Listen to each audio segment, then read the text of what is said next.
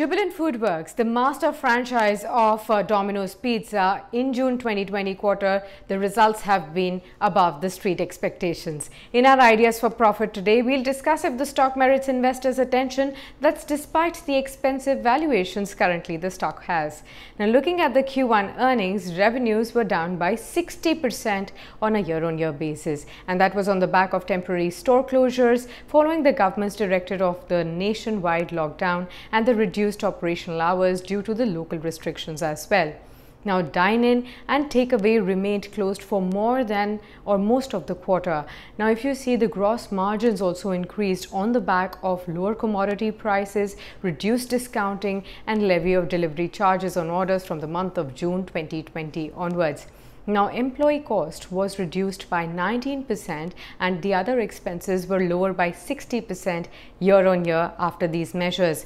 Now, despite the reduced costs, the lower sales and the lower absorption of the fixed cost impacted the EBITDA, which was down by 89% and EBITDA margin remained at 6%. Now, on the back of the lower EBITDA as well as the other lower income, Jubilant FoodWorks reported net loss of 73 crore rupees during the June 2020 quarter. Now, what one really notes is that the company has really started charging for delivery from the month of June 2020 onwards for the very first time. Initially, 20 rupees per order was being charged, and later this got increased to even 30 rupees per order. And the management now believes that delivery charges have actually become norm in the current times, and they believe that delivery charges are here to stay even going forward. Now, the company has not witnessed any impact on account of the delivery charges per se being levied, and in fact they have witnessed growth in sales in this time as well. Now, the company plans to open nearly 100 stores in FY21 and also plans to shut nearly 105 stores which were unviable recently. Now, Jubilant Foods has already closed 5 stores in the June quarter itself. Now, international operations were turning around as the company was able to reopen its 100% store network since May of 2020.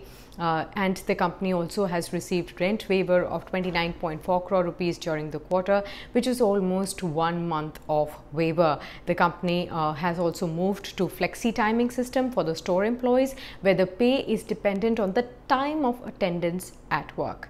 Now, this has really helped the reducing the employee cost by say 19% on a year-on-year basis and also 24% on a quarter-on-quarter basis.